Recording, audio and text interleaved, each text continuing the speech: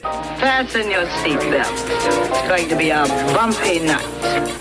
Welcome to the Happy Hour Garage, featuring a duo of racing gals who live for the thunder of horsepower, the smell of high-octane fuel, and burning rubber at 200 miles an hour. They believe a day at the Speedway is like a day at the spa. Together, they bring you NASCAR news and interviews and get you ready for the races each week. And now, here's your hosts, Shannon Yoakum and Maureen Kelly from the Happy Hour Garage.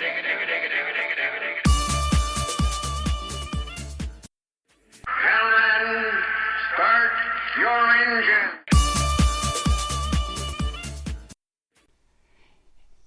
Welcome to the Friday night edition of the Happy Hour Garage. Only a couple more days and I'll be down in Daytona, hopefully with some sunshine and some warm temperatures, and I'm sure everybody in the world is excited about Daytona coming back up. I mean, we got the Super Bowl to get through tomorrow, but once that's done, then we're back focused on racing, and yahoo, I can hardly wait. I'm your host, Shannon Yoakum, and I'm from beautiful British Columbia.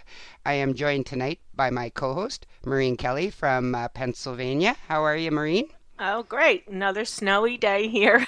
Oh, geez. It's okay. You know what? Get them out of the way, and it just means one day closer to spring. That's how I look at it. Who are you picking for Super Bowl tomorrow, Maureen?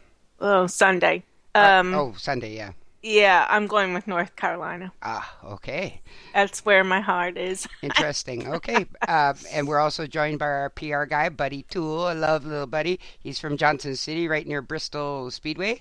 How you doing, Buddy?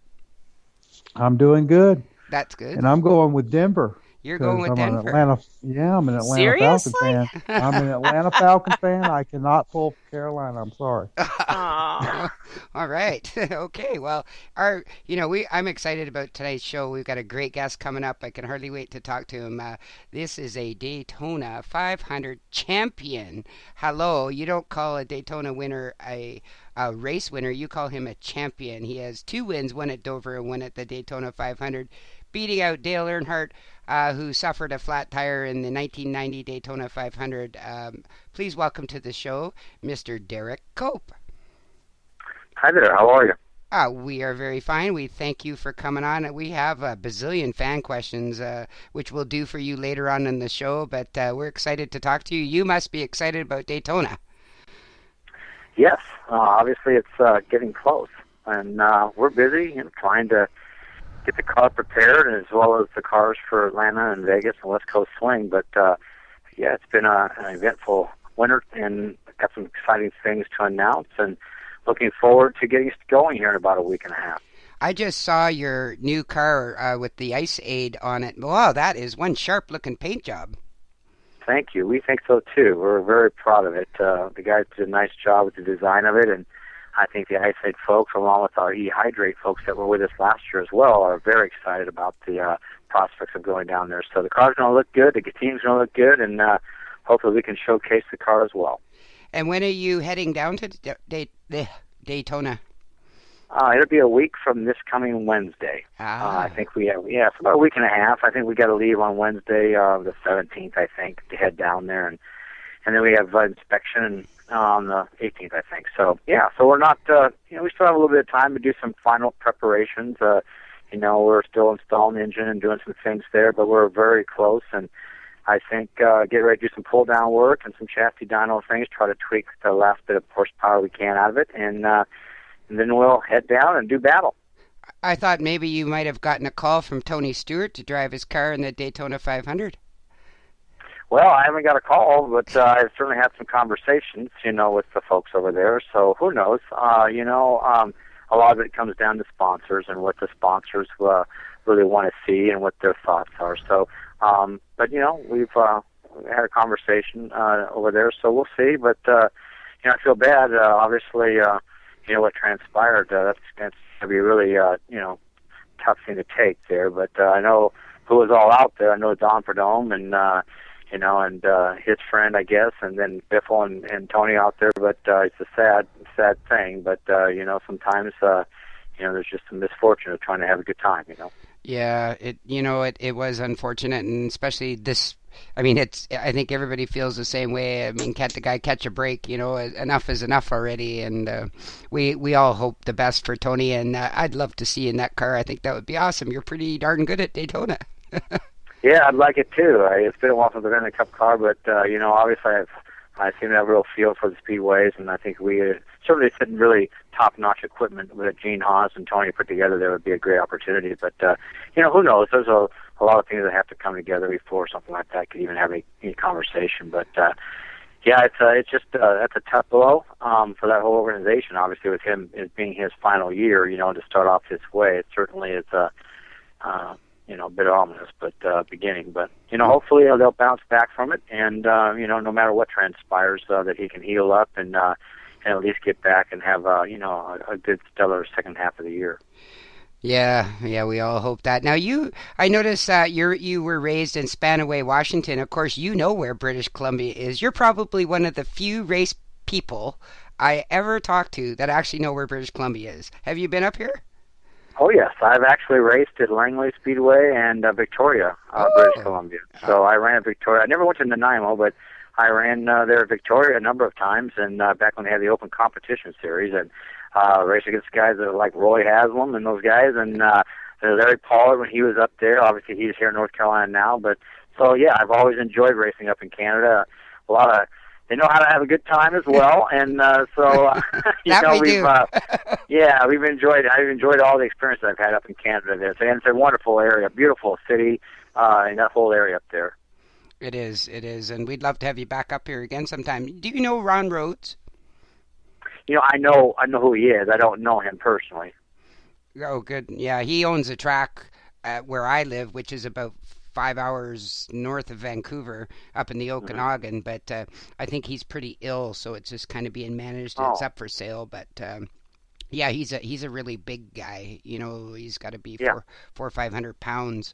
I think he has issues with diabetes and heart and stuff. But yeah, nobody's bought the track yet, but we are having some racing this year. So hey, your niece, one of your nieces came up here one time. I got to tell you this story before we go any further, and she clocked our ARCA guys.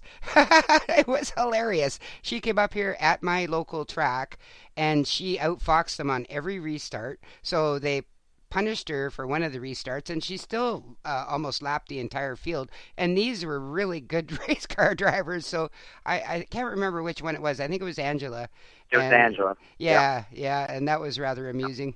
Yeah, I remember my brother talking about that race.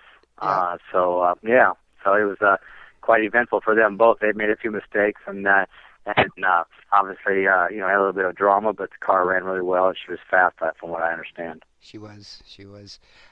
You used to be a baseball catcher, which a lot of people don't know until you injured your knee, which of course is a killer for a catcher because you're up and down in your knees. Can you imagine trying to get down and up now? Yeah, it's a struggle now. So. I know. We're there with you. How did you ever transfer from playing baseball to the degree you did? Because maybe a lot of our listeners don't know, but you were a very, very well-scouted player at the time. How did you transition over to racing?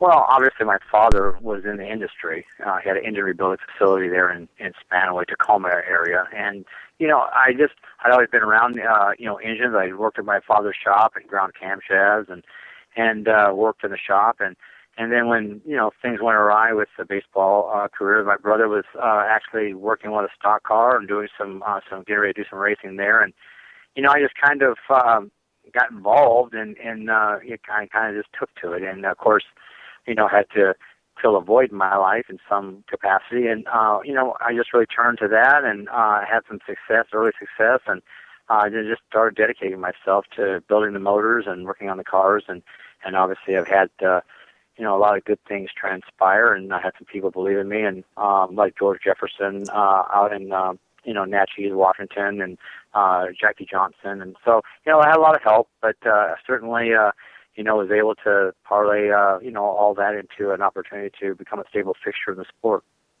Yeah, I mean, because at that point, then I guess you had to make a decision at one point to just race in the Northwest region, or to take your talents and bring them to the East Coast.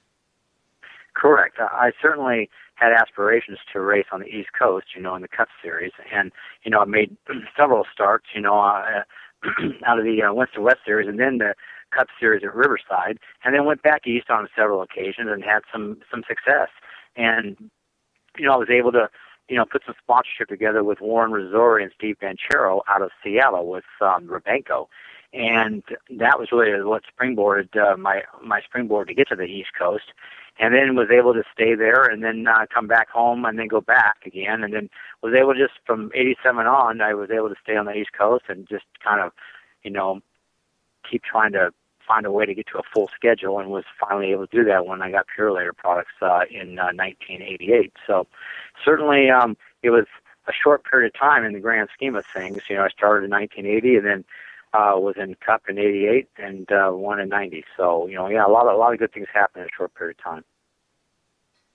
Well, Derrike, we're going to get to your big Daytona win, but I want to jump ahead just a little bit. Could you tell us about working with a couple of Hall of Famers and Cale Yarborough and Bobby Allison? What was that like? It really was an exciting time for me. Certainly I had some dealings with Bobby Allison early in my career. When my first year of driving in 1980, I was at Portland Speedway, and Bobby came in and did a guest appearance and drove my car and won.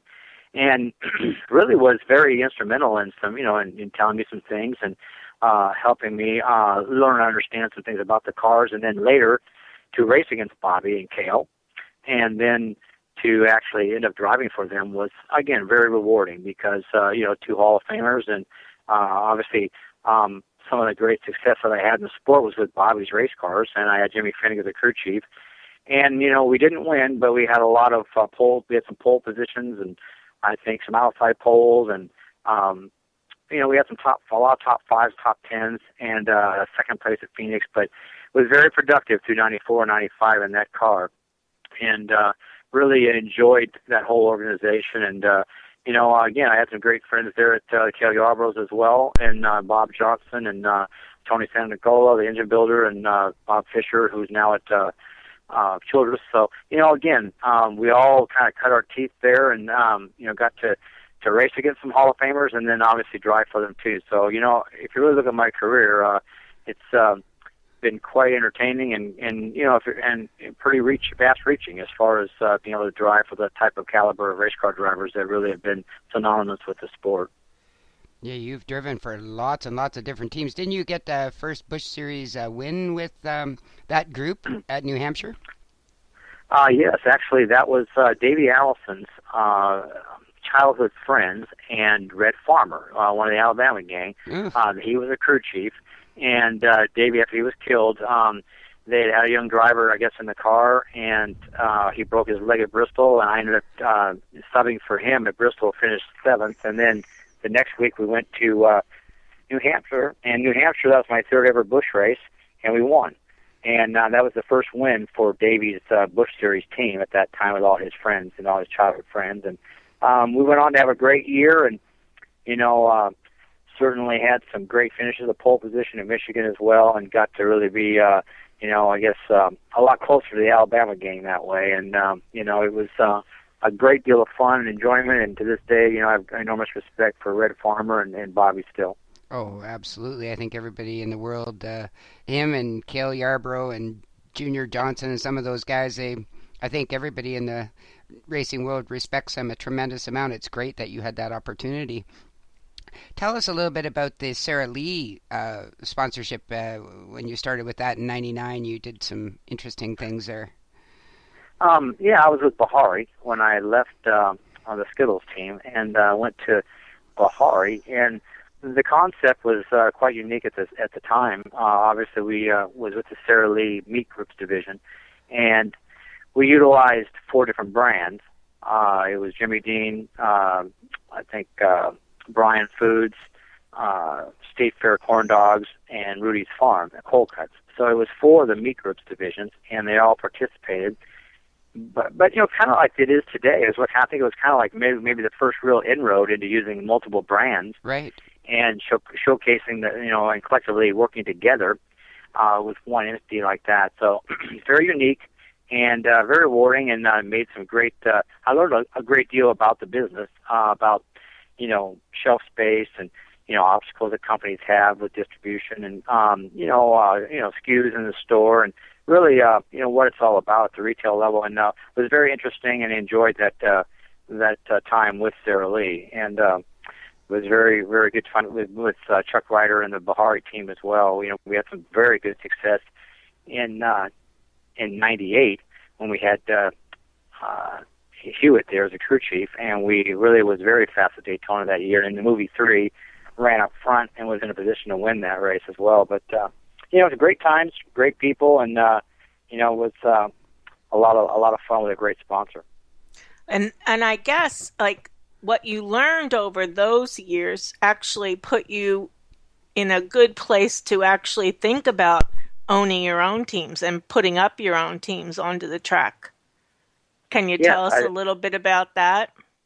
Yeah, I think, well, obviously it was instrumental, I think, because you certainly, really, I guess, parasite a great deal of knowledge from, people of that magnitude, presidents and CEOs and VP of marketing. So you start to understand really what a company's obstacles are and, what their needs are, and you look for ways to, to marry companies or, create business-to-business opportunities or try to, find people, brokers and things. So after you start to understand it a little bit more, then, you can kind of look at it with a different perspective and start trying to, work with companies and think outside the box just a little bit, which obviously in this day and age, just the straight sponsorship deals have certainly changed a great deal, and return on investment is very, very crucial. So, I think it was a very good time in my life to learn a lot of things, and a lot of those companies are very receptive to teaching us and working with me out in the field. So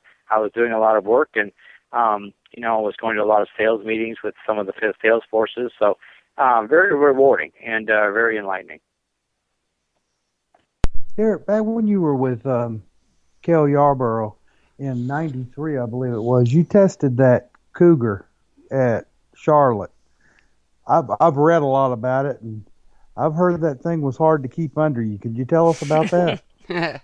Well, we actually, I did. I think I'm probably the only one who ran a Cougar, but we actually did it at Daytona, and we went down there with that notchback Mercury Cougar, and Bob Johnson was the crew chief, and went down to the test.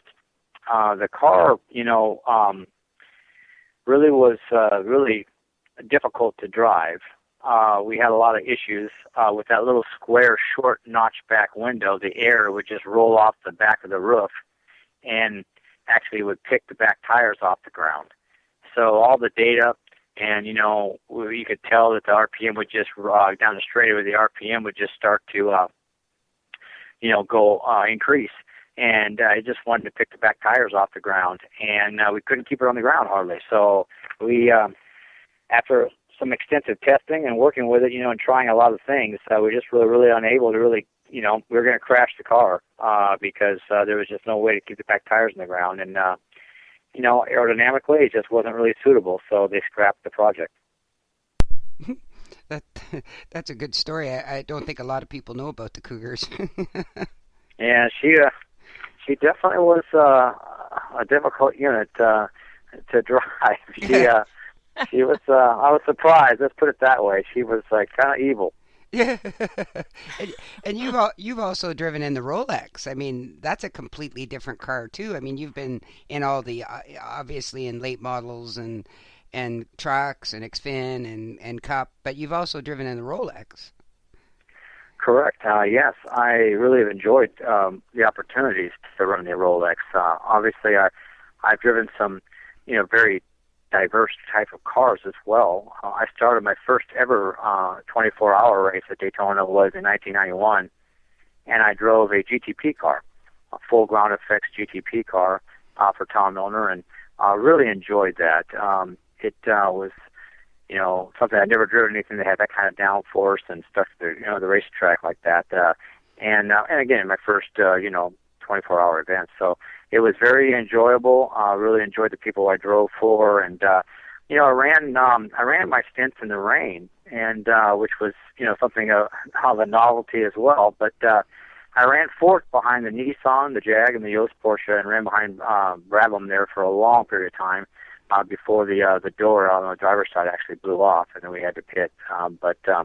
Yeah, it was a great effort, a great time. And then, a few years later, I drove a Ferrari for the Ferrari of Washington, and drove that, and I really enjoyed that. And then I drove an open cockpit Lola for Archangel Motorsports, and really enjoyed that as well. It was a unique experience to be sitting in open air. I'd never done that before, and we ran exceptionally well. We led the Rolex there until one of the drivers lost the thing, and we got turned around in front of on a restart, and I think I hit in the front end, and that kind of ended our effort. But it was really fast in that car, and had a lot of fun. So I've always been very fortunate to race with a lot of great drivers, in that series, like Scott Sharp and Brian Bonner and Jeff Klein, and I think just Bill Oberlin, a lot of great names in the sport, and again, just to do something that is totally out of your realm, I've been very fortunate. Yeah, that's a fun one. I'm just going to go right back to the one thing that we just sort of glazed over. Probably one of my favorites. I was a big fan of Dale Sr.'s, but not to the extent where, I was angry when something happened to his cars out there, because I'm also a race fan. Sure. That had to be one of the most remarkable race finishes. Can you just take us back to where you were in say the last 50 laps of the Daytona before you won that race? We really had a very good race car. Buddy Parrott had prepared a great car, and the engine ran exceptionally well. That was really like the first year the restrictor played, and Randy Dorton, who was the engine builder for Hendrick Motorsports, has a brother, Keith Dorton, and Keith owns Automotive Specialists in Concord, North Carolina. And Keith built that engine, and it had it had a lot of power. It made a very good straightaway speed. The car we had was very aerodynamic. Buddy did a great job with that, and we ran good all day. I remember talking to Dave Despain, and the day before and after happy hour, and I felt like we had a really good car. I felt like we had something that could run up front.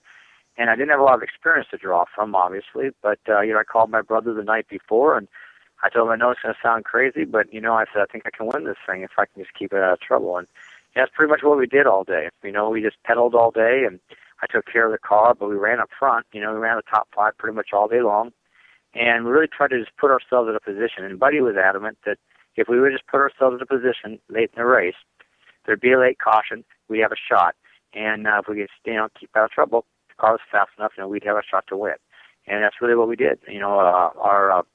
Our strategy was to be there at the end. And, when it got down towards the end, we were in a really good position. And I really was just pedaling the car all day. And, then that one caution came out, I think, with 13 laps to go, and we stayed out. And everybody else came in for tires. And so my car had been pretty free all day long. And, of course, that last stint, I was on used tires, and everybody else was on fresh tires. And I got by, I think, I forget who it was that stayed out. But we got by him, and then Dale was right behind us there, and and I was pretty free, and he finally he had sticker tires, and he got by us. I was able to fend off Elliott and Terry Labonte, and we stayed right there, and I was able to run flat out the whole way, but I was just having to chase the car up the racetrack to a great degree, and Terry was getting me loose, and Bill, they were really trying to get me loose, and but I knew they didn't have anything for me because they tried a number of times, and I knew it was myself and Dale, and I was just hoping that I could back myself up to those two guys and get a shot to run at him. And as it worked out, I was on his back bumper going off into one, and the car got loose. I had to chase it up the bank, and I lost the ground. And then, down at the last corner, I was going to go to the bottom and try to pinch it down. And luckily I did, because that's when he had the tire, the misfortune, and the car moved up the racetrack, and I was on the bottom. And I pinned the thing to the bottom, and sure enough, it was the right move at the right time. And certainly at that time, I knew that Terry and Bill didn't have anything for me. That's right. And you had stayed in front of them.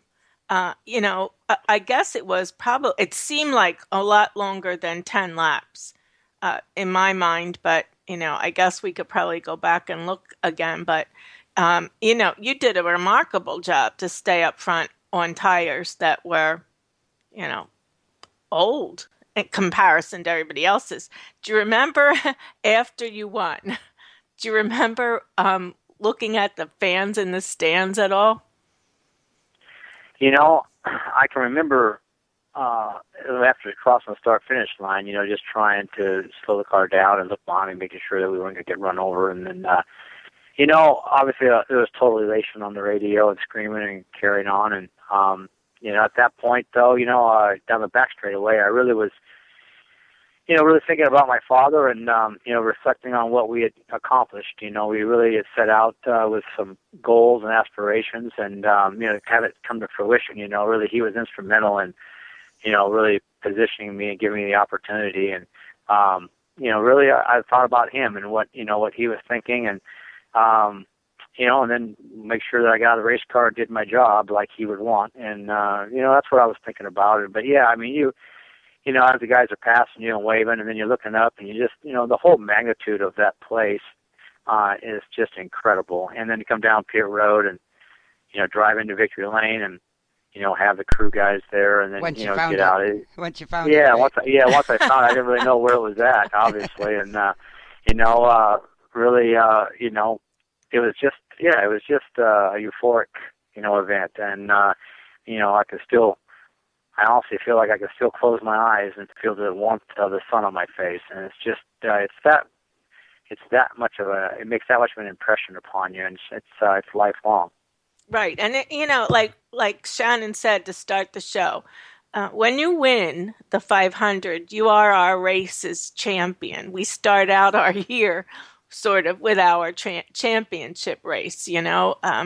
There's people like Tony, for instance. Now you have to feel for him with this. He's wanted it's hard for somebody who can come back and win the July race as often as he has and just have absolutely no success in the February race. This would have been, I guess, his last shot at it. And so I do feel for him. To me, I cannot imagine the elation that you must have felt when you crossed that line. Do you remember? Did the fans boo at all? I've always wanted to know that because were the fans with you at that point, or were they angry because Senior's tire blew out? I don't know that. I mean, I really didn't really, I couldn't really hear anything, and obviously, everything was just, kind of chaotic once you got to Victory Lane, and but I think, certainly. The aftermath, after you get away from that, obviously a lot of things were said and there was a lot of, talk about it. And, so, you hear things and things are said, but,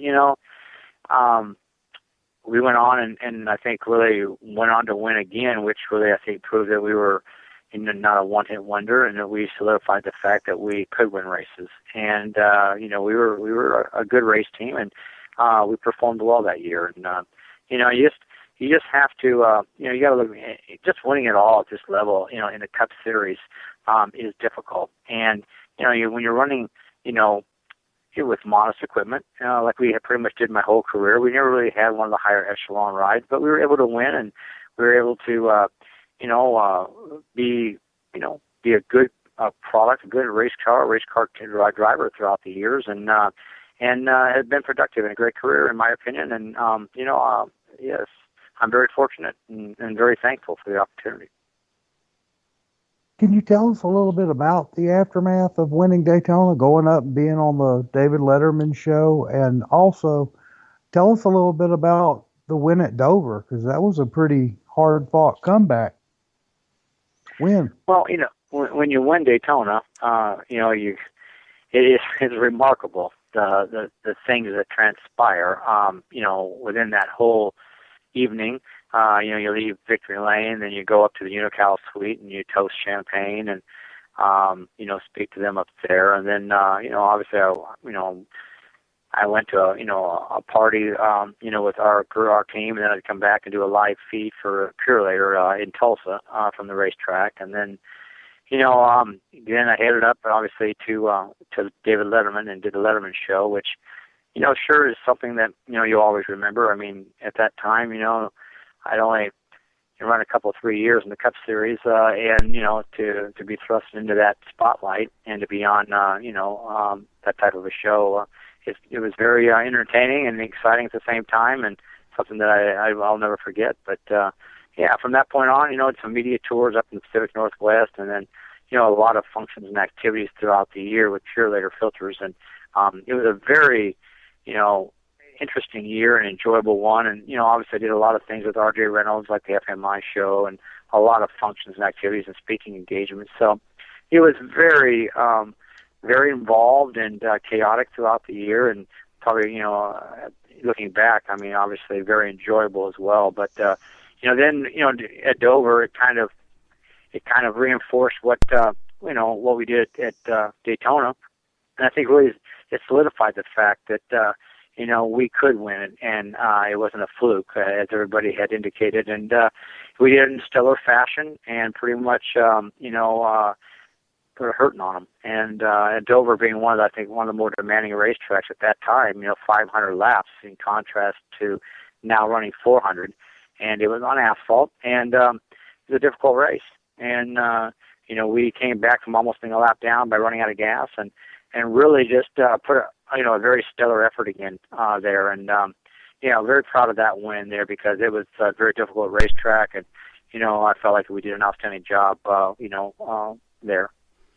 Do you still get goosebumps when you drive through that Daytona tunnel and remember it all? Like, I've heard other people who have won the Daytona 500 say this, is that it's just, I mean, Daytona's magical to begin with, but when you're a champion and you're going through there, do you kind of, sort of strut your stuff a little bit and feel good and just remember it all? It comes flashing back to you? It really does.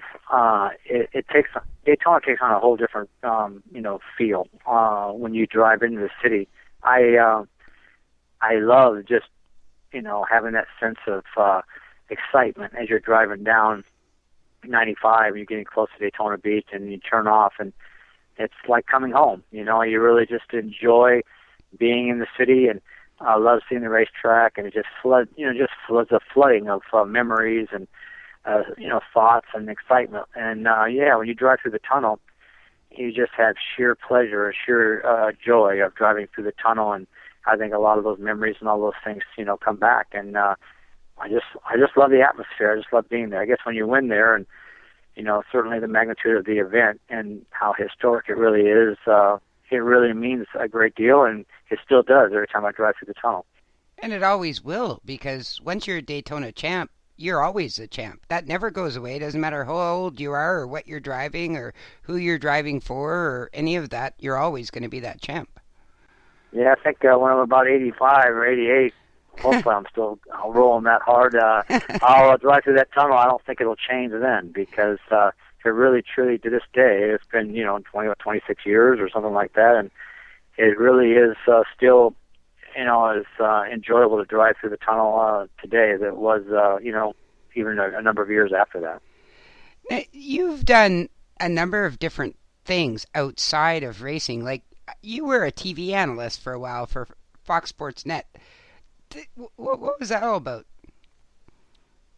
Well, I think, obviously I lost my ride at one point there, and, was looking for some other things, and I did a little color analyst work for ESPN at Nazareth, and then the opportunity came. They were just starting that show with John Roberts there, and I went ahead and did that, and certainly enjoyed it. It was interesting, and a different perspective, I guess, but it was just difficult for me because my heart was still in driving the race car, and I was having to sit there, and talk to people about, doing what I still wanted to be doing. And it was easy for me. I felt very comfortable doing it, and it wasn't difficult for me. But it just, the love of it was not really there as it was actually driving the race car. So, I just opted to to still pursue driving again, and I just feel like that I want to absorb as much as I can of that until I exhaust all the avenues to do that. And because life is short, and I'm going to do what I want to do and that I enjoy, and then I'll slow down when my body says I need to. I always say you can rest when you're under the grass. Absolutely. That's exactly right. I'm with you on that one. Right. Shannon and I are probably close enough in age to you, and so we can appreciate, at least I have to say, I can certainly appreciate how much physical activity you must put yourself through to keep yourself in the kind of shape it takes to drive a race car for the hours and hours of concentration it's going to take at Daytona coming up. How much time do you put just into getting your car ready, Derrike? Well, quite a bit, actually. It obviously depends on, if it's preparation in the wintertime, but I mean, I'm there every day, 7 days a week, pretty much.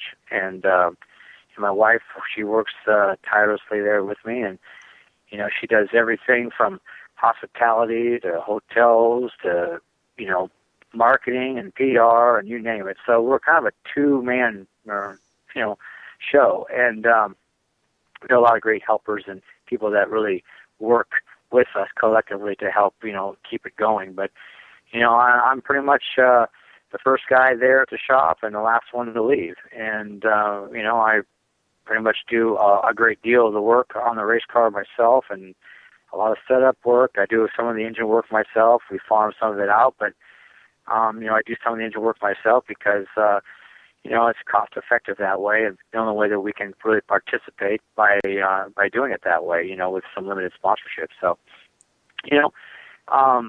it's a act of love. You have to go there every day, and you gotta stay at it. And I enjoy it. Obviously, it's kind of come full circle. It's kind of how I started, and then became a driver and didn't really have to do any of that, and just did a lot of the PR work outside the car. And then obviously, it's kind of come back to where I'm doing the same thing I started again. So they always say it comes full circle, and certainly in this case it has. Now, we were talking to Morgan Shepherd the other night, and he expressed the same sentiments that you just did now. He said, as long as he can get himself out there, he can prepare a car, just like you're doing now. Do you get help at all from any of the larger teams? No, not really. Obviously, we do, get a few little pieces here and there, and from some folks and some help, and we obviously have friends in high places, and but for the most part, we really we really do it ourselves, and we use a lot of used parts. We buy a lot of used parts from like the parts houses like Circle Track Warehouse and things like that. And we run used equipment. We purchase used cars and we purchase used equipment and we refurbish it. And we use it to the best of our ability. And same with the engines. They're basically used motors, and I just kind of freshen them up and have somebody do some freshen up for us, and that's what we run. And we run a lot of used tires because we really can't afford to have new tires. So we do whatever we can do to race, and race as productively as we can, and to make it as enjoyable as we can. One of our previous guests, I think it was Mike Harmon, mentioned something about what he thought would be a good idea in the Xfinity Series is to have a mentoring program with some of the bigger Cup teams. I actually thought that was rather interesting. He said, for example, RCR could mentor him or you or Morgan or any of the other ones and give them some technical support. And he said that, it was hard sometimes to buy parts that they had invented, but you couldn't even buy and stuff like that. What's your thoughts on that mentoring kind of thing? Well, the sport, it doesn't really lend itself to, I don't think, that concept. This is a professional sport, and, the teams are there to win races or try to win races and showcase their organizations in the best possible light they can and not share information. And, the sponsors pay, the big sponsors obviously pay large sums of money for you to go out and, to be as best as you can be and showcase their brands. And, it's not really their job is to help me or to help someone else, and us parasite from them. Obviously, we're going to watch what they do, and we're going to obviously parasite knowledge by watching and looking and learning and talking. And but for the most part, I think their focus is totally different than ours. And I think I think I just pride myself on trying to work hard as I can, and just try to rely on what I can learn and what I can can teach myself, and obviously what other people that we come in contact with, and try to utilize their services and get better at it. And that's I've raced for 35 years, and I understand how to do it, and I've just got to find and procure more funding so we can purchase big better parts or more updated parts, and that's our job. So our job is to go out and showcase our team as best we can, prove our worth, and then I think try to create relationships that are mutually beneficial, and get better as a whole. And it's taken those organizations a lot of years to become very productive and stable fixtures, and I think it's our job to do it on our own. Well, now Derrike Cope is your cousin. Now, do you get to talk to him at all about any of, like, say, just car issues or balance issues or any of that? Oh, sure. Ernie's been very helpful, and it's a fine line, though. You can't really, and I don't want to infringe upon what Ernie, the confidences that he has with an organization of that magnitude, because certainly, they, spend a lot of money and they're privy to a lot of information that they don't want other people getting. So I really try not to, infringe upon that and put him in a very compromising position. So I never try to do that. I've certainly asked questions and generalities, and and he'll lead me down paths or things like that. But it's not his job again to give me information. It's my job to understand it and learn. But certainly he's been very instrumental in helping me, with certain things that we haven't, had the opportunity to learn or know about, and he would certainly shed some light on things for me and lead me down a path. And then I certainly helped him get to where he was at. I had the first Cup team that he was the crew chief on, and then he got an opportunity to go to Yates, and I told him he needed to leave and he needed to go to Yates, and he needed to become more proficient and learn all the other aspects like wind tunnels and all that, and the engineering side. And certainly, I helped put him in a position to get to the next level as well. And so it's we still talk a great deal. We're very close, and obviously, if I need something, then he's certainly there for me. Derrike, we were talking to Johnny Davis a couple of weeks ago, and he's really excited about the new chase format in the Xfinity series for an under budget team. He felt like, and I do too, that it's an opportunity to get some TV time, to get your brand, your sponsors out there. How do you feel about the new Xfinity or the new chase in the Xfinity series? Well, I certainly think it's interesting, and obviously the chase has provided some unique things in the Cup Series, and certainly has and I think maybe brought the fans more excitement in a lot of regards. In the Xfinity Series, again, I think that you have to look at the fact that there's a lot of disparity in the Xfinity Series. I think that you have some of the haves and the have-nots, and you kind of have three different tiers there. You have kind of the top 15 to 18 cars, and then the middle of the guys, and then there's a section towards the back. So I guess with that deal there, it's just difficult to really see or ascertain how good it's going to be for the middle of the pack teams. I have to give Johnny Davis and Jeremy Clements a lot of credit. I think those are two teams that have done a lot with a little. and they've worked very hard over the years to put themselves in that position. And I think their young drivers, have done an excellent job. Very impressed with Ross Chastain and some of those guys. And so, they're making some inroads, and yeah, it could prove to be where they could slip into that situation, and it could be very, very good for them.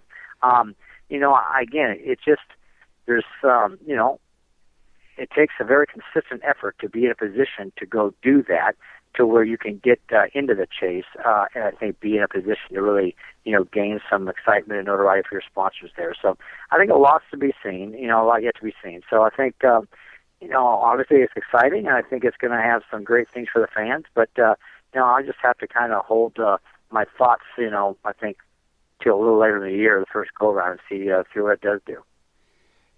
Are you planning on racing any other things other than your Xfinity car? Not at this point. Right now, I have my hands full, with this team myself. Because like I said, we have a small crew, and I do a lot of the work myself. So, it takes all I can do just to keep up with that on a weekly basis. You're talking about, 4 or 5 people going. We're 4 people, 5 people strong, including myself in the shop, and a truck driver, and then Alicia doing all the other work, and so. It's a lot to do, 33 weekends a year. So trying to find any other things to do besides that does not leave a lot of time. Well, no, you'd have to build all the cars. I've been meaning to ask you this because I see that you guys do a lot of stuff on YouTube. Who does that?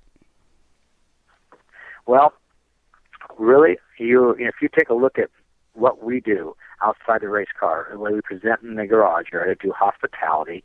We do hospitality for a lot of people, and then we do a lot of social media. And so we do. There's 2 people doing that. My wife and a young man, Jason Larry. Those 2 people. We have 2 people doing all of that, and it looks like, and doing all the PR and all the social media. We have 2 people doing all that.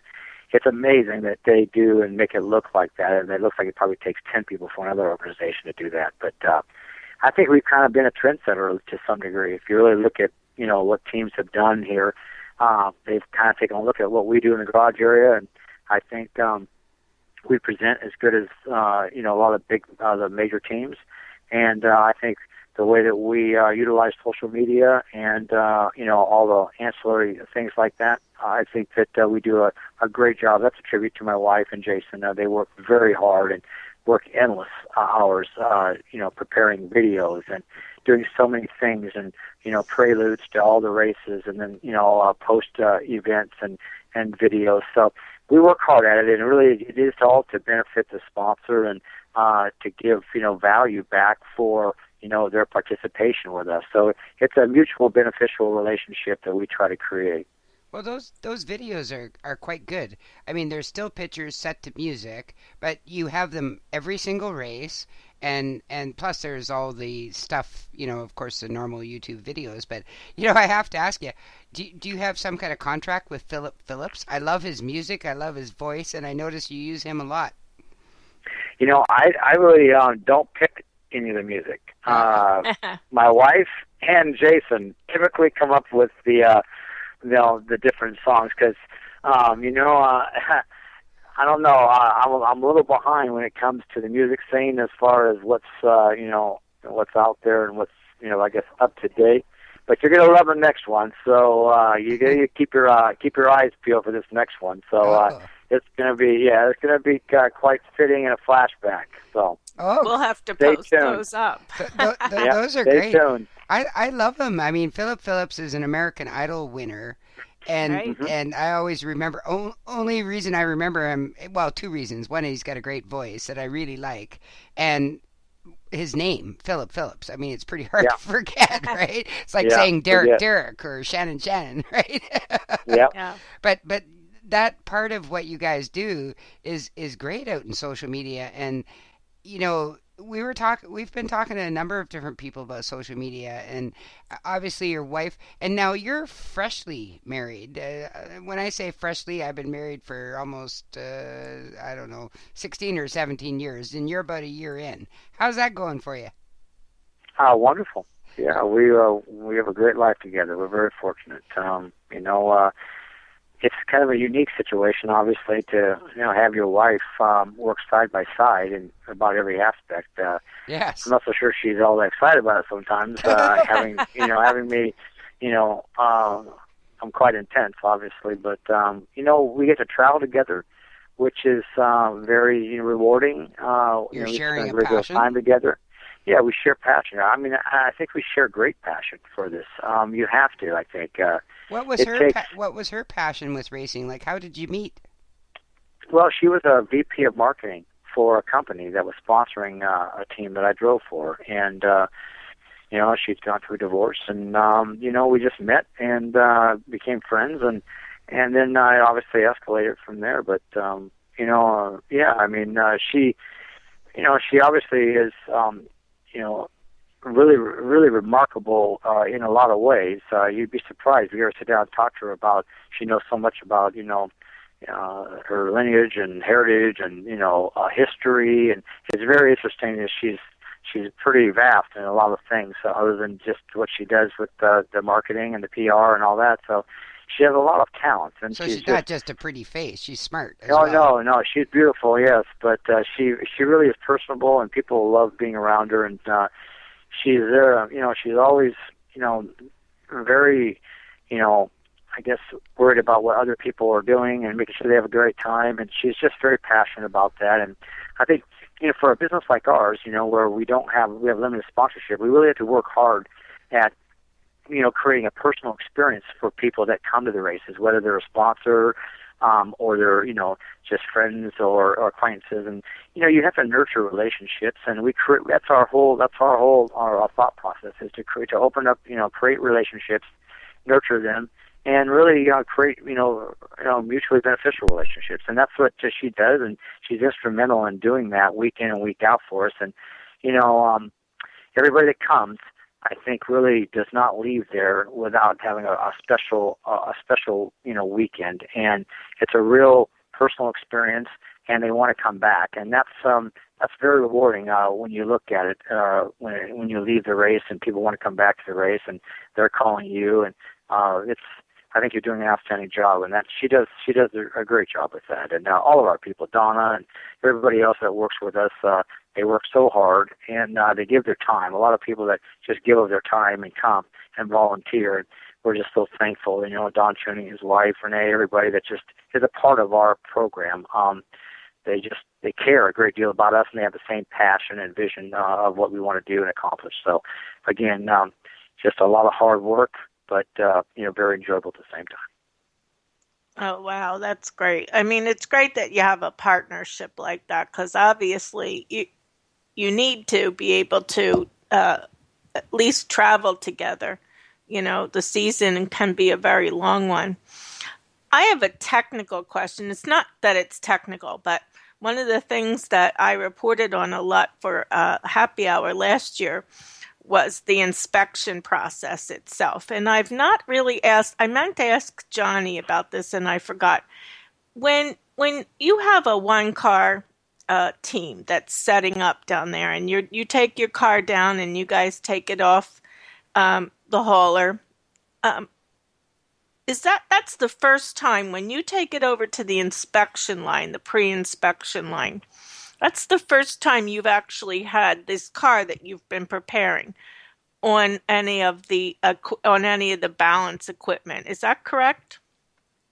Yeah, that is correct. You basically set the car up at home with fixtures that you have, and but it's your responsibility to bring a car that meets the parameters and guidelines that NASCAR implements.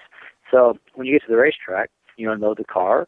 And there's certain, pre-inspections that they do. They, take the fuel cell out, and it has to fit certain templates. And then they check, the carburetor, and they give you a certain plate.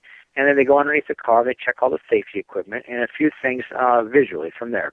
Then the car has to physically go onto the laser, which actually measures the car off the center line and checks the wheelbase, the tread width, and the skew, and the offsets, and all the things that, they want to know where you're at as a baseline to start with.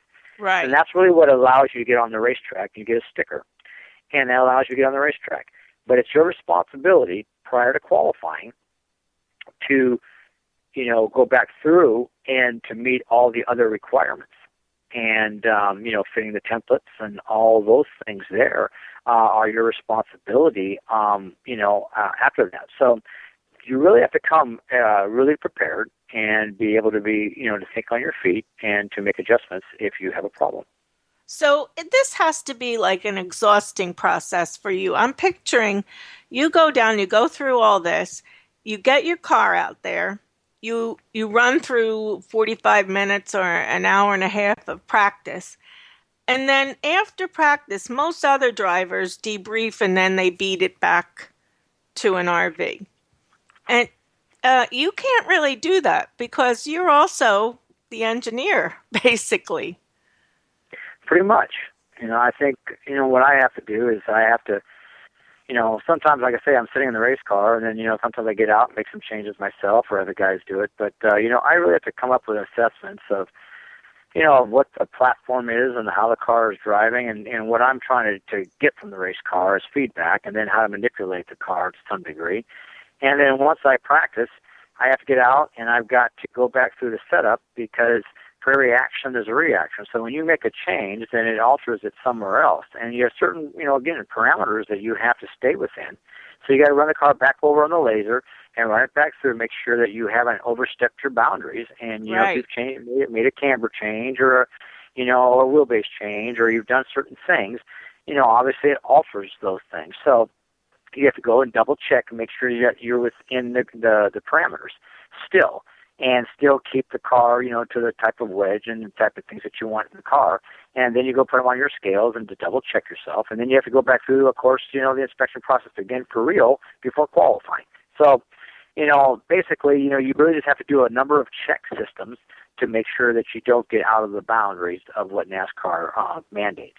And, when everybody else is maybe gone off to the hotel or the motel or the bus, we're there still working until late at night trying to make sure that we have all of our ducks in a row, and then we will leave and head to the hotel or to dinner.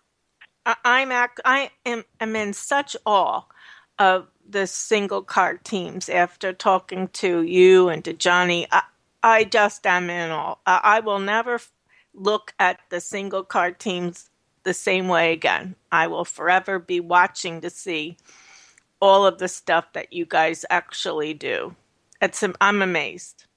Well, with a small amount of people, there's a lot to do, really. And, a lot of the people that we employ are young kids that are just starting. Like this year, we got a lot of new faces, but they're all young and they're just learning. So, they have to kind of, go through serve their apprenticeship, so to speak. So, we're constantly teaching them, and they're going to make some mistakes, but we have to kind of be mindful and watchful on that. So, there's a lot more to it than just meets the eye. You have to really, set up a lot of guidelines, and you have to be the person that goes back and checks things, and and make sure that you're getting what you want. So it really is difficult, and it takes a lot of time. And again, it's a bit draining in some regard, but again, it's very rewarding and very gratifying at the same time, especially when you make the choices and you have a good qualifying effort and a good solid race, and you all can leave there with a positive attitude and enjoy the time going back home. And it's 33 weekends of a lot of work, but it really is an enjoyable existence. Do you find yourself, when you're driving the car, crew chiefing it? Like, I hear that from a lot of drivers. Okay, you're the crew chief, you decide what has to be done. Do you play both roles when you're driving?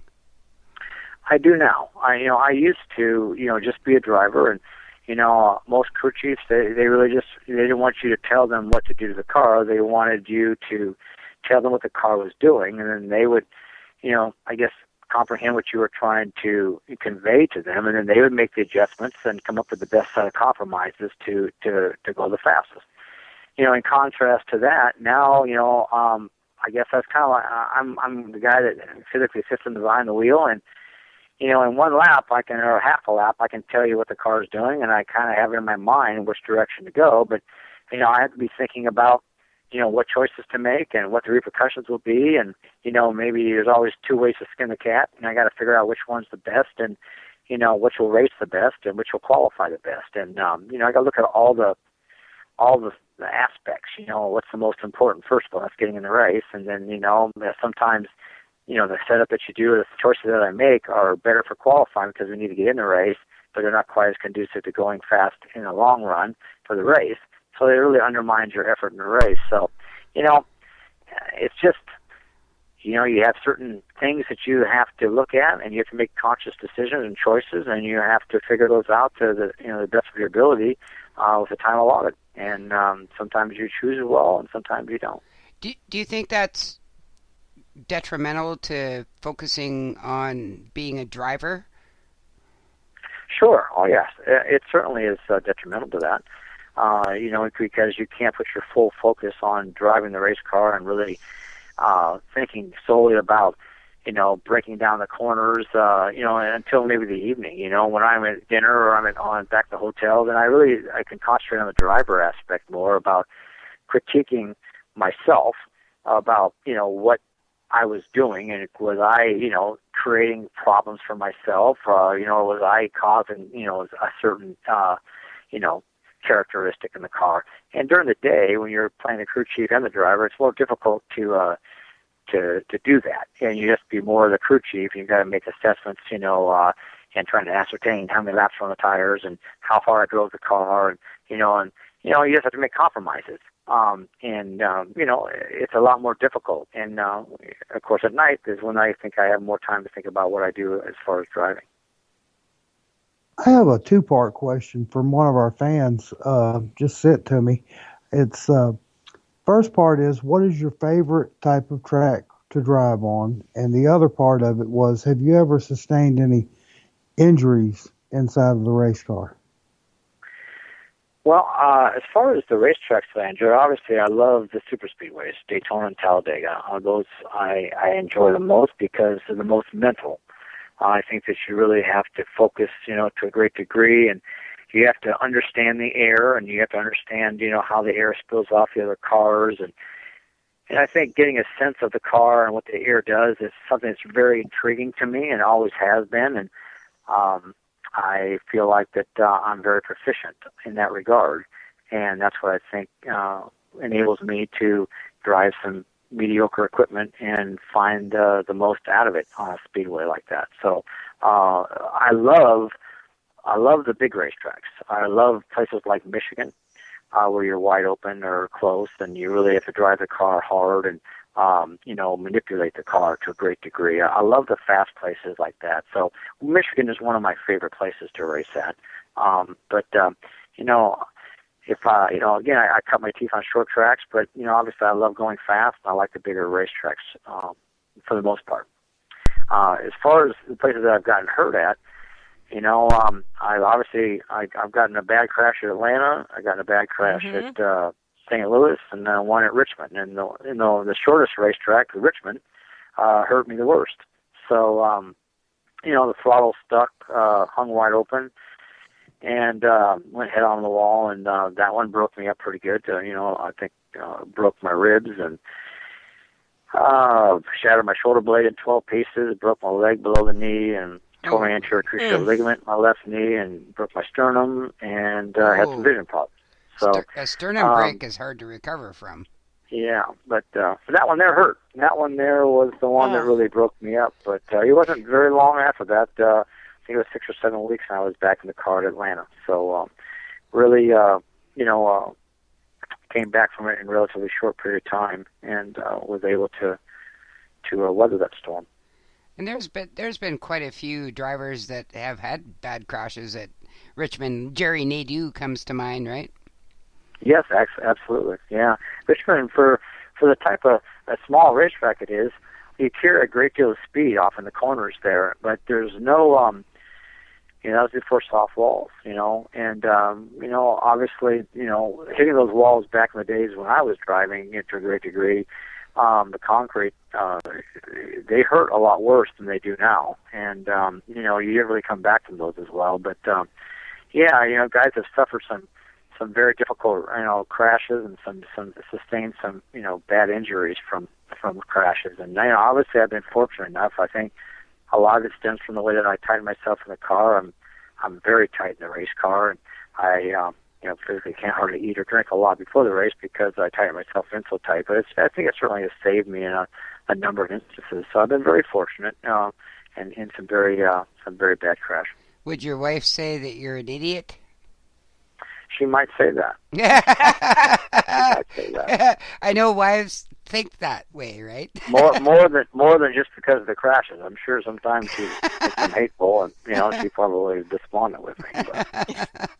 Yeah, but I mean, I've heard countless stories of drivers driving with broken ribs, and I mean, Ricky Rudd's taped eyelids are a classic. Stuff like that. I mean, have you ever driven when you've sort of thought to yourself, maybe I shouldn't be driving?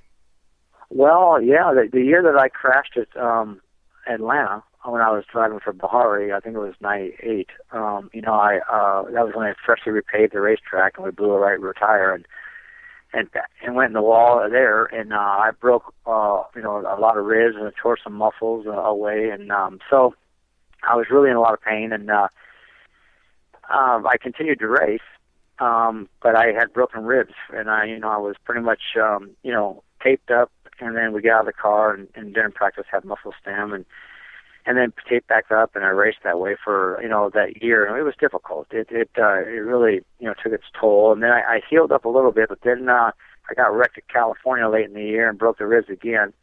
So I pretty much drove that whole entire year with broken ribs. So yeah, I think I certainly have done some things that probably were not smart, and really was not 100% because of it. But, in that day and age, I think you were always really afraid that somebody else would take your ride, and, there were people waiting in the wings to do that, and you were not going to allow that to happen. So you were going to pretty much, mask any difficulties you were having and try to race hurt. And I've heard that so many times. It's just, it amazes me that, well, it doesn't actually, because I'm a motorhead too, and I actually understand that, surprisingly. Yeah. Yeah, you just, you love it so much that you don't want to sit outside. You don't want to sit outside. You want to be inside the car, no matter how bad it hurts. Yeah, and I don't think a lot of people realize that. I guess when Kyle Busch got hurt last year, and and he hit that wall so hard at, and broke all those feet and bones and stuff. I think a lot of people wince every time they see that, but yet, he recovered, but yet he's a lot younger. Here we were looking at Tony with a much more drastic injury than Hamlin's at, I think that was Fontana, where he had a compression fracture. This is a burst fracture, which is kind of different. I mean, as you get older, these things are a little bit harder to kind of skip over. I want to ask you, you are the similar age to me and Maureen. So we know what it's like to be up in your 50s, and there are a lot of things that don't quite work the way they should, though you want them to. Your brain is still 20, but your body is saying, oh my God, what the hell are you doing to me? How do you... Yeah, believe me. How do you deal with that? How do you deal with that? How do you climb through that window? Honestly, I don't know. I guess, the older you get, I think that, there's times that I think that, you still believe, your mind still works at, 100%, and you feel like you can do all those things. But there's certain times I think that you realize that your body just, hasn't really, stayed up with your mind. Have you got there yet? Well, I don't know. I think I still have my reflections and, my reflexes and things like that, are very good. I can, find, things that I've done and how I've caught the race car in certain instances and saved things. And, and I'm very pleased with those things still. But I think that, from an aspect that the older you get, it's more difficult to heal after, you hurt something. It takes a lot longer. Yeah, I don't think you come back from things quite as quickly. Do you ever walk into the shop and go, what did I come in here for? No, I know I got to go in there for, and I know that to a great degree. I think there's sometimes, I'm a little overwhelmed, and there's times that I think, I headed off to do something, and then I was like, what was I off to do? Let me backtrack. It's like, I got so many I wear so many hats that sometimes, I do find myself a little bit overwhelmed, I hear but, you. I totally hear you. it's just part of the drill. And, I'd rather be that way than not doing it at all. Well, there's nothing as good as racing when you're in racing. There really, That's correct. truly isn't. And That's I often ask my husband, do you ever want to go on a vacation to Hawaii or something? Like, I drag him all over the country just to go racing. And I've already warned him about Daytona. I said, well, Wednesday night we're going to Volusia, and Thursday night we're going to New Smyrna, and Friday night we're going here. And I said, is that okay with you? He goes, hell yeah. and he's not even a race fan, but he just likes the fact that we're out doing stuff, and he knows that I'm passionate about that, and I'm going to be going down to the pits and sticking my microphone on whoever will talk to me, and as well as knowing some people down there. But what I don't think, there's a difference between being a race fan and a fan of racing.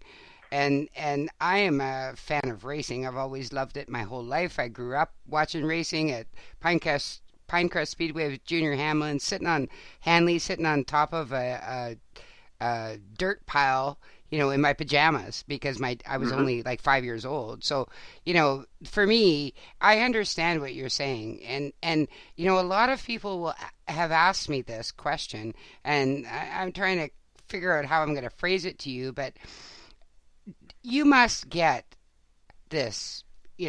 I know Morgan Shepherd gets it. We talked about it with him, shouldn't you retire? Aren't you too old? Blah, blah, blah, blah, blah. I get why you're still racing, but to other people who don't, can you explain that? Well, I don't really, I hear that all the time. You hear say, or wonder why, why are you still driving? Or, people say, are you going to retire, or those things, and the way I look at things, is that I really don't have to do anything that I don't want to do. Exactly. And you don't care in your 50s. I really don't care what, I think everybody cares about what people think and say, but for the most part, I try not to read anything about what's written about me, good or bad, and not be, swayed in those regards. And, the way I look at it is, I'm going to do what it is I want to do, because when it's all said and done, I'm the only person that really has to live with what I do. Exactly. And, Exactly. I'm going to absorb. This is truly a remarkable way to make a living. It's still extremely enjoyable to go week in and week out. It's a gift, in my opinion. It absolutely is. And I'm going to, it's an absolute gift. And I've been blessed to the fact that 35 years of racing, and made a living doing it. So I'm going to continue to do what I enjoy.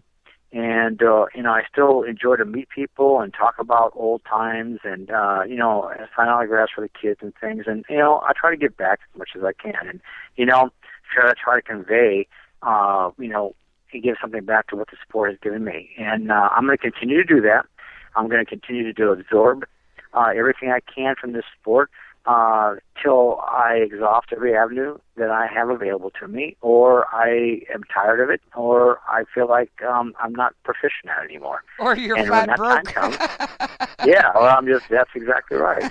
So, I'll look at it from all those angles, and and then I'll know, and I'll make that decision when and if the time comes. So, if somebody wants to say those other things, and that's their own prerogative, but I certainly don't have to listen to it. You know what, and I love that attitude, and I feel the same way. I totally agree with you. If you're good enough to be at that level, then screw you guys. I'm having fun. I have the money to fund myself. I'm getting there. I'm doing my thing. I'm not wrecking anybody. What the hell? Leave me alone. Yeah, people don't realize if you've done this for a living, or you've done it for a long period of time, like yourself, you've gone to races for a long period of time, you love the sport, you have great passion for it, it's something that you truly love. It's like a person, loves football, that wants to go to every football game and dress up and carry on and do all the things and, be stupid and animated or whatever you want to do. It's your own prerogative. And if that's what makes you happy and that's what makes you, that you live for and you enjoy it and you have passion for it, then I say, then do it. And there's no disrespect in that. So, I think to each his own. I've always felt that way. And I'm just going to continue to do what I do and I love. And as long as my wife enjoys it and we get to do it together, we're going to continue to do it. And, if we find a young driver that has some money that we feel like we can, our program can really benefit from, and we can put a young driver in, then we'll do those things. I want to race in whatever capacity we can. So we'll find ways to reinvent ourselves and continue to go and thrive. And, when it's all over, we'll do something else. Well, according to Morgan Shepherd, you got at least another 20 years. Well, from Morgan's standpoint, I do. But you have to give guys like Morgan credit. I think he's still, he's older than I am. He still does an outstanding job. He's very talented. Always has been. And I think you have to give credit where credit's due. And he does a remarkable job with what resources he has. And I don't know. I try to give credit where credit's due, and I try not to worry about what other people are doing. I really just try to stay within myself and my race team and my family, and enjoy it, and keep our friends close, and hopefully have them enjoy a bit of what we enjoy every week. And ultimately, when it's all said and done, we've had a great life. Well, you know what? Life is short, and you know what? I envy you living the dream, and you're doing it. And I think when people listen to this podcast, they'll realize you are living your dream, and realize that that's what's important. None of the rest of it is important. Do you have your kids? Are any of them interested in racing? No, actually, our girls, are very much interested in other things. Hazelin and McKinley are out at Portland State University, and doing very well with doing some editor type work, journalism type work there. And our youngest one here, Zoe, she loves the theater and dance and singing, and so their aspirations are way different. And really, I'm thankful for that. Yeah, so it's good on the pocketbook. Well, hopefully they can enjoy their life and find something rewarding, and we'll just continue to do what we're doing, and still be a part of it, and they enjoy it as well. And every time they've come, they've really enjoyed it. And Aiden's coming to Daytona, so she's looking forward to that. So it's exciting that that they get to come see me still be able to do this and enjoy it and understand really why we do it, the passion and the excitement, and I think they grasp that. Yeah, the passion is something that only a true race person can understand, but when you have that passion, it's like, to me, it's a no-brainer, right? So I want to ask you two things, and then we'll wind it up. Is there anything you've regretted? Is there anything that I've regretted? Mm-hmm. Certainly. I think choices that you make, you regret. I think, maybe leaving certain rides in racing, if you're talking about it, correct? In general. No, in general, yeah. I think in racing, I think you certainly have regrets because maybe you left a team that maybe you shouldn't have, or you left for certain reasons, and I don't know, you enjoyed it, and maybe, if I had the opportunity to go back and make some changes, I probably would make a few, certainly. I'm not ashamed to say that I've made mistakes and choices that I thought, at the time were right, but, proved to be wrong. I think I certainly would make some changes if I had the ability to, go back and do it again. I think we all feel that way. And what is the greatest moment of your life? The greatest moment of my life was marrying Alicia. Good answer. Good answer. So, I think she's the love of my life, and certainly, I think is ultimately will be the best decision I've ever made, and obviously having opportunity to meet her was the greatest thing. So I would say that first. Secondly, Daytona. It's got to be. Father, my father. Oh, your father. Winning Daytona, and my father being very instrumental in that. It's very rewarding to accomplish something that you both set out.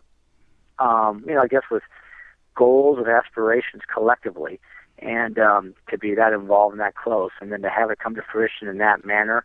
I think that really was very rewarding from a professional standpoint. Was he there with you at Daytona? No, he was not. He actually was in Washington State. He was actually in Tacoma, but they didn't show the race in Seattle, Cairo. I think it was on Cairo, I believe it was. But I think that they did not show it. They were showing a Sonics game, and my father had to drive. Yeah, my father had to drive all the way to Centralia to watch in a hotel there, and I guess dedication. the TV station caught so much flack because I was leading the race and running up front that they actually stopped the Sonics game and put the race on. And my father was in Centralia when I won, and that's where he watched the race. That must have been special. Did he phone you right away? Actually, I spoke to my father not long after the race. Yes, after I got through all of the stuff at the racetrack, I spoke to him, and he'd been drinking quite a bit. Him and a bunch of other folks that were down in Centralia at the hotels. Yeah, they were well lit. But on their way back to Seattle, and then of course my dad was inundated with all the media and the press coming down and interviews, and it was quite the ordeal there for a week or so. But a very wonderful time, and a lot of great memories, that whole time. Yeah, you really can't replace that. That one is that one is special. Yeah. What is your future plans?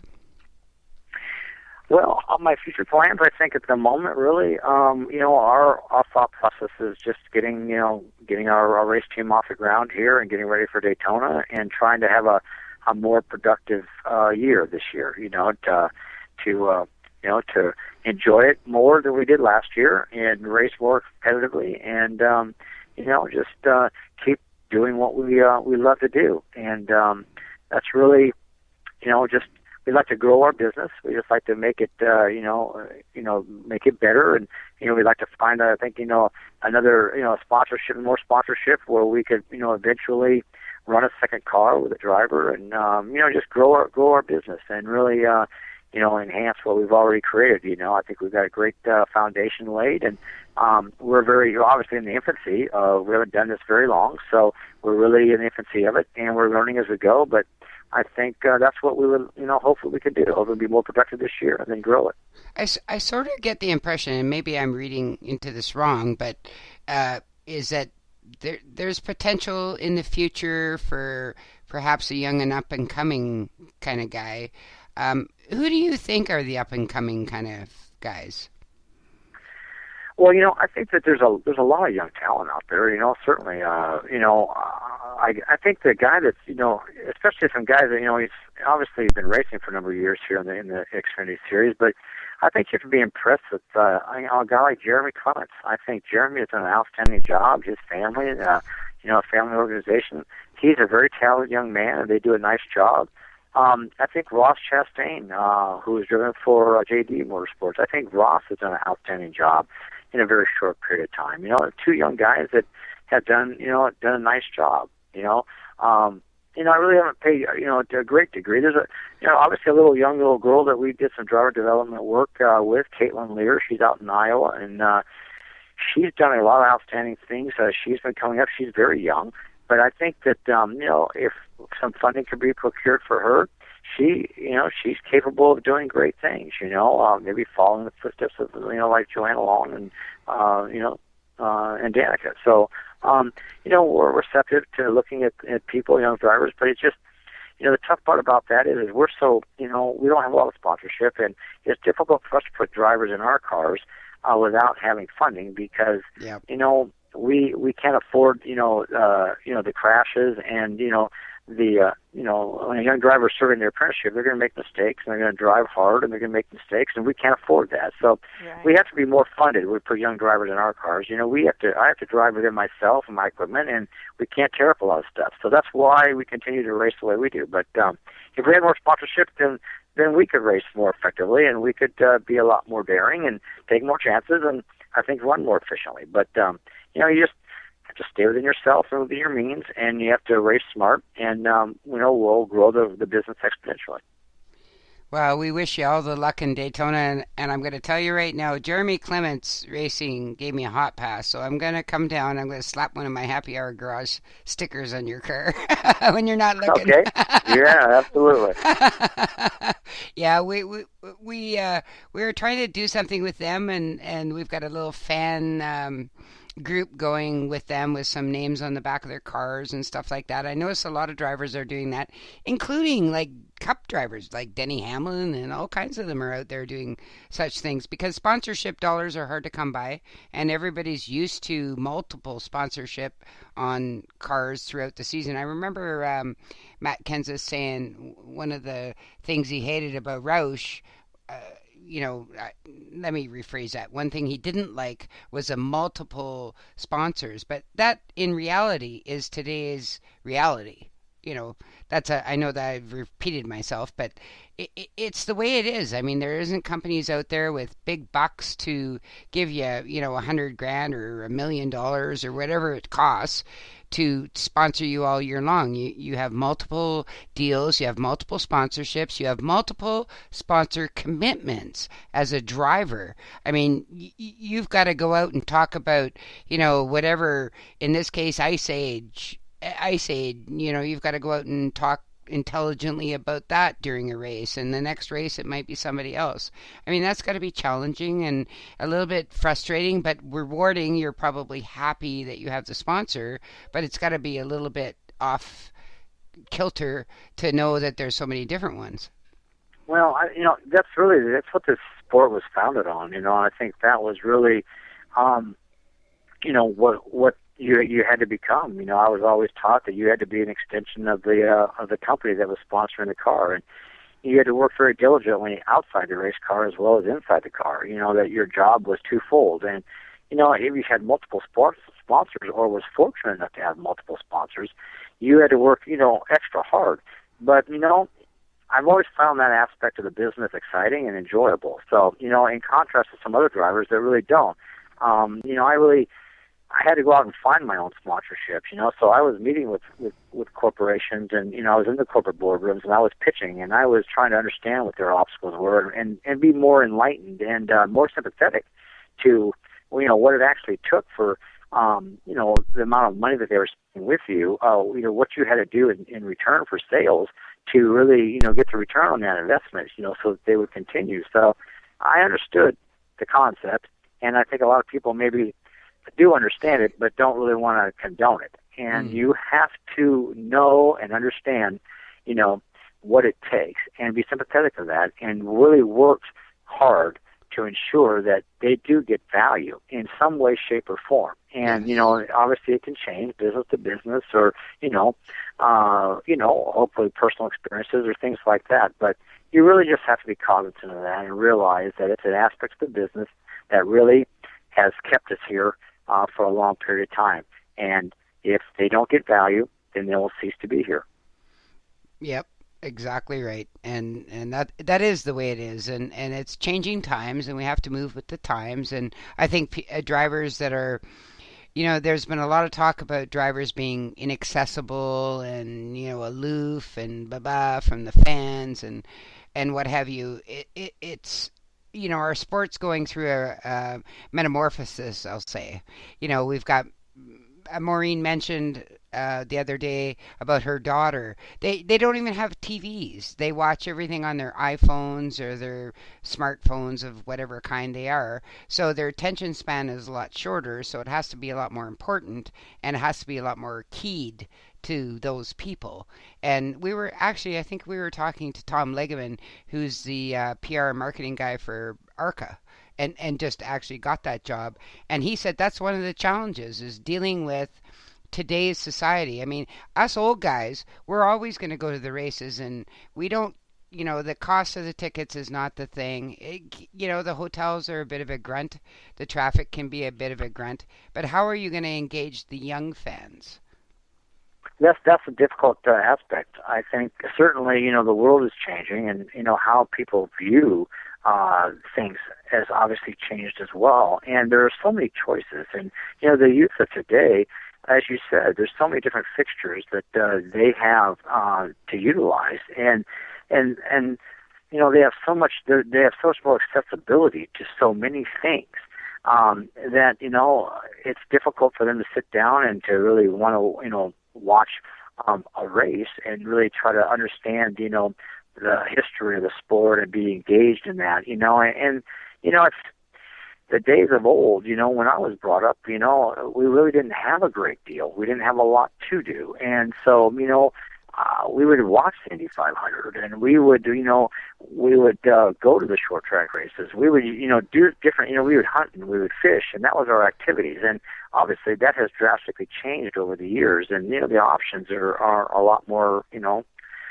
vast. So, again, that is a difficult aspect now, is how to acquire those youth, those people that are going to be the next fans of the sport, and how you engage them and how you keep them engaged is the ultimate question. And so, consumers, the consumer, for the companies, that's what they're trying to do. They're trying to find a way to reach the consumer, try to engage the consumer, and leave a lasting impression and create that link between the consumer, the brand, the trade, and the race car driver. That's ultimately what this business is about, is creating that link between those four things. Yes. And when you can do that effectively, then you have a great platform. You've pretty much done with what key to marketing is, and that is to create the link and have one be synonymous with the other. You almost sound like a marketing guy there.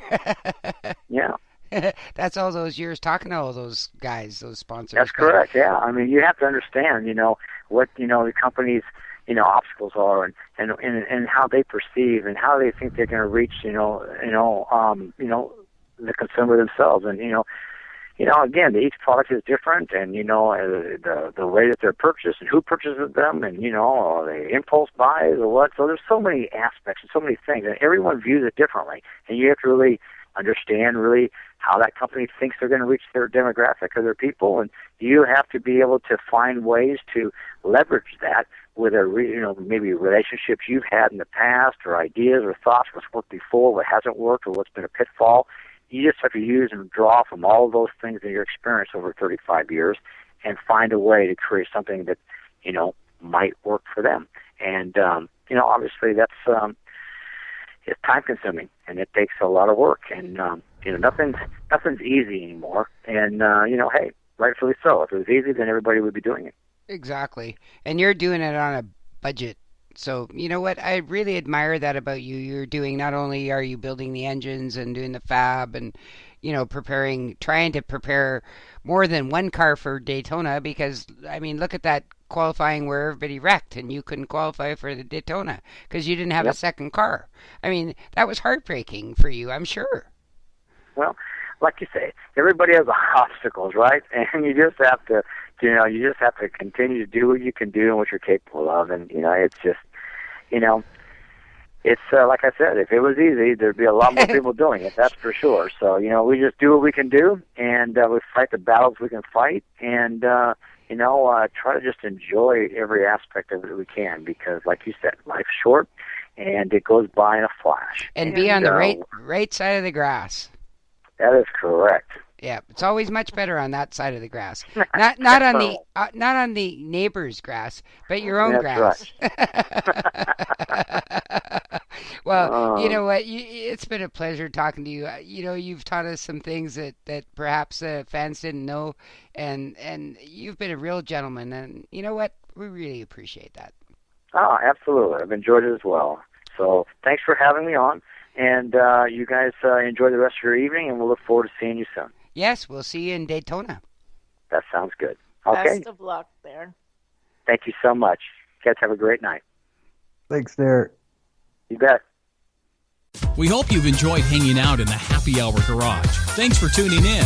Please join Shannon and Maureen next week for another episode of NASCAR news, interviews, and stories.